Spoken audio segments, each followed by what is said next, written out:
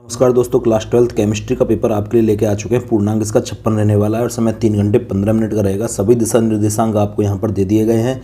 एक एक क्वेश्चन को विद सॉल्यूशन हम आपको देने वाले हैं। और यहाँ पर इनऑर्गेनिक केमिस्ट्री और फिजिकल केमिस्ट्री यानी जो आपकी फर्स्ट बुक है उसके सभी इंपॉर्टेंट टॉपिक आपको बताए जाएंगे। चैनल को सब्सक्राइब करके बेल आइकन जरूर दबा दें, जिससे आगामी वीडियोज़ का नोटिफिकेशन आपको लगातार मिलता रह सके। देखो दोस्तों, सबसे पहले हम एमसीक्यू टाइप के क्वेश्चन सॉल्व कर लेते हैं। उसके बाद मैं आपको एक एक इंपॉर्टेंट टॉपिक चैप्टर वाइज बताने वाला हूं। सबसे पहला क्वेश्चन आपको दे रखा है, एक अभिक्रिया का वेग नियतांक 6.2 गुना 10⁻⁻5 सेकंड इनवर्स है, तो इस अभिक्रिया की कोटि क्या होगी। तो दोस्तों यहाँ पर सेकंड इनवर्स दे रखा है और सेकंड इनवर्स मात्रक होता है आपका फर्स्ट ऑर्डर काइनेटिक्स का यानी प्रथम कोटि अभिक्रियाओं का। अगला क्वेश्चन दे रखा है, गैल्वेनिक सेल में एनोड होता है। तो दोस्तों नॉर्मली एनोड पॉजिटिव होता है, लेकिन गैल्वेनिक सेल में जो एनोड है वो आपका नेगेटिव यानी ऋणावेशित होता है। अगला क्वेश्चन है, एलेंगम आरेख को ध्यान में रखते हुए निम्न में से कौन सी धातु का उपयोग एल्यूमिना के अपचयन में किया जा सकता है। तो दोस्तों ये सभी धातुएं एल्यूमिना का अपचयन कर सकती हैं, लेकिन एक्चुअली प्रक्रम थोड़ा महंगा हो जाएगा, इसलिए हम आयरन का उपयोग करेंगे। अगला क्वेश्चन दे रखा है, 4Al + 3O2 = X। तो Al + O2 इनके आपस में आप क्रिया करवाओगे तो Al2O3 का निर्माण होगा। तो यहाँ पर बी ऑप्शन आपका सही हो जाएगा। अगला क्वेश्चन दे रखा है, PTNH3 का होल ट्वाइस Cl2 में ज्यामितीय समअवयवियों की संख्या होगी। तो यहाँ पर ज्यामितीय समअवयवियों की संख्या आपकी 2 हो जाएगी, क्योंकि Ma2B2 का एग्जाम्पल है ये। अगला क्वेश्चन दे रखा है आपका, RMgX + HCHO, इसमें उत्पाद क्या बनेगा। तो दोस्तों HC⋯OH, इस पर अभिक्रिया ग्रिग्नार अभिकर्मक की आप करवाओगे तो R अटैक करेगा C पर, इलेक्ट्रॉन O पर शिफ्ट हो जाएंगे और ये MgX वाला पार्ट O पर चला जाएगा। तो यहाँ पर आपका प्रोडक्ट बनने वाला है RCH2O और H। तो ये एल्कोहल का फॉर्मेशन यहाँ पर हो जाएगा। एक्चुअली ये क्या है, यहाँ पर जब प्रोडक्ट बनेगा उसके बाद O पर MgX आ जाएगा, तो इसके बाद इसका हाइड्रोलाइसिस यानी जल अपघटन हो जाएगा और आपका प्राइमरी एल्कोहल इसका एग्जाम्पल बन जाएगा। ए ऑप्शन सही होगा। ग्रिग्नार अभिकर्मक की अभिक्रिया आप जरूर करके जाएं, मोस्ट इंपॉर्टेंट है, आपको यहाँ पर पूछी जाएंगी। अगला क्वेश्चन आपका देखते हैं यहाँ पर, जब एथेनॉल की फैलिंग विलयन के साथ अभिक्रिया की जाती है तो अवक्षेप होता है। तो दोस्तों फैलिंग विलयन में क्रियाकारी पार्ट Cu+2 क्यूप्रिक आयन होते हैं और ये क्यूप्रस आयन में परिवर्तित होते हैं, यानी Cu2O का निर्माण होता है, लाल भूरा अवक्षेप बनता है। से ऑप्शन इसका सही हो जाएगा। दानेदार प्रोटीन का उदाहरण आपका इंसुलिन हो जाएगा। शून्य कोटि अभिक्रिया के लिए निम्न में से कौन सा संबंध सही है। T3/4 = 2T, T3/2 = 1.5T2, T3/4 = 0.25T2 और T3/4 = T½ तो इसमें फर्स्ट ऑप्शन सही हो जाएगा। अगला क्वेश्चन रिक्त स्थानों की पूर्ति करने वाले क्वेश्चन है। यहाँ पर पहला क्वेश्चन यहाँ पर दिया हुआ है, किसी अभिक्रिया का वेग स्थिरांक की इकाई ... होती है। तो इसका आंसर हो जाएगा mole, litre inverse, second inverse.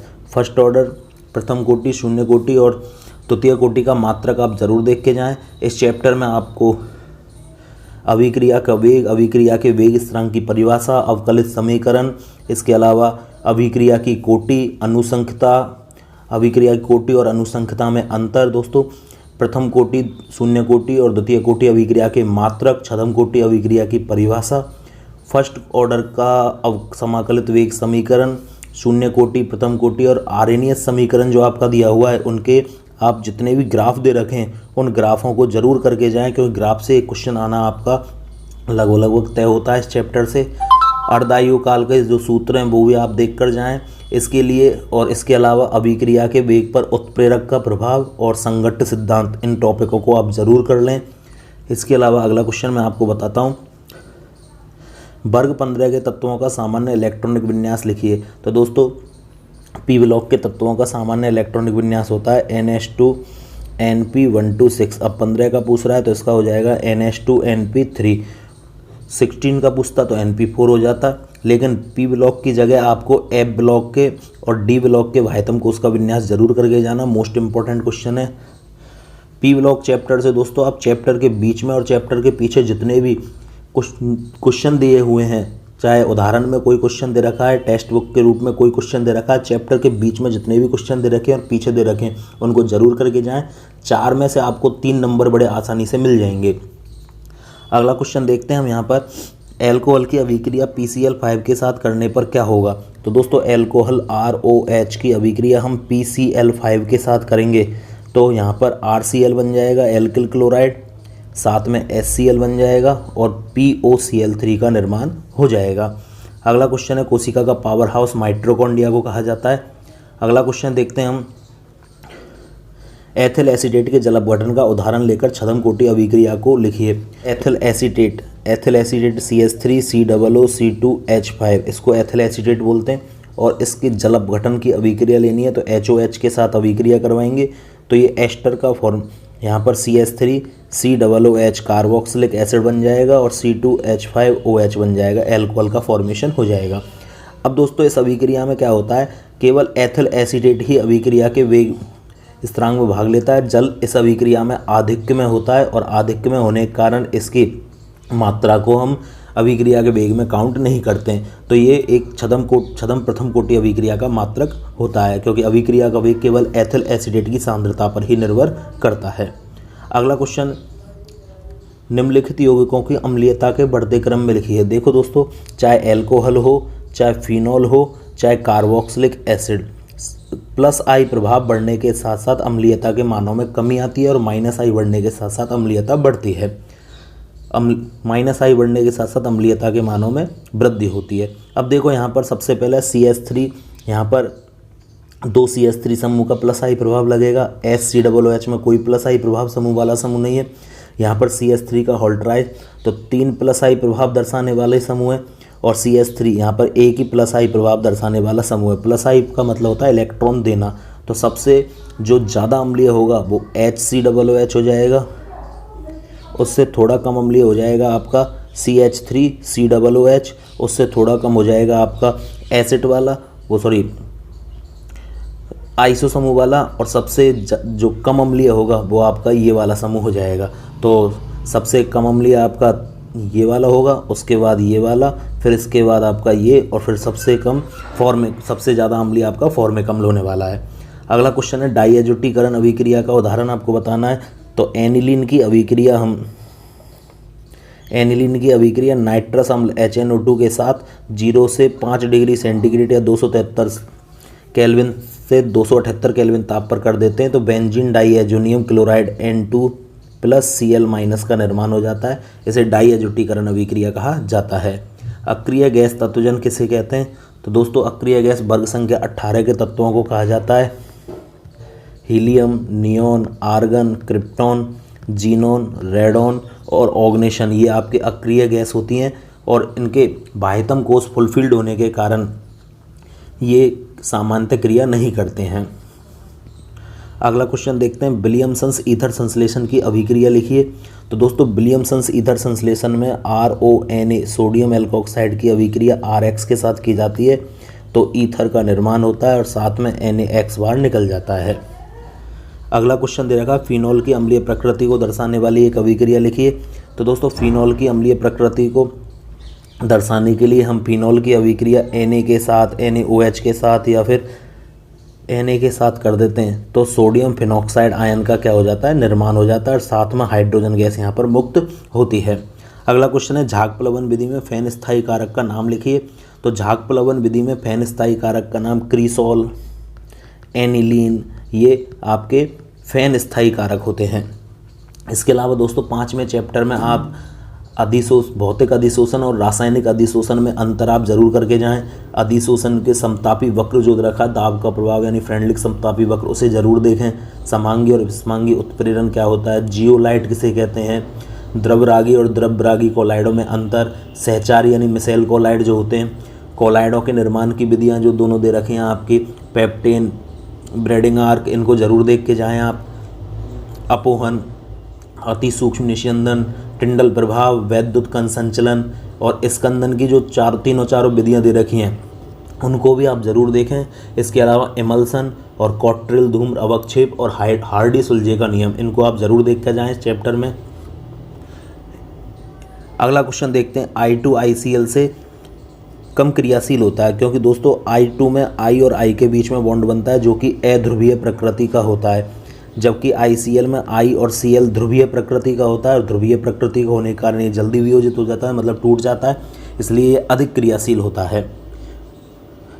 Next दोस्तों मैं आपको और चैप्टरों के क्वेश्चन भी बता देता हूँ। जैसे डी ब्लॉक चैप्टर की बात करें हम तो डी ब्लॉक के तत्वों को संक्रमण तत्व क्यों कहा जाता है, डी ब्लॉक के तत्व परिवर्तनशील ऑक्सीकरण अवस्था क्यों प्रदर्शित करते हैं, कॉपर के लिए मानक इलेक्ट्रोड विभव के मान धनात्मक क्यों होते हैं, कॉपर की असमानुपातन अभिक्रिया Cr+2 और Fe+2 में से कौन प्रबल अपचायक है, चुंबकीय आघूर्ण ज्ञात करने का एक क्वेश्चन आपसे पूछा जा सकता है, डी ब्लॉक के तत्वों अंतराकाशी यौगिक क्यों कहा जाता है, ये मिश्र धातुओं का निर्माण क्यों करते हैं, क्रोमेट, डाइक्रोमेट, मैग्नेट, परमैग्नेट की संरचना आपसे पूछी जा सकती है।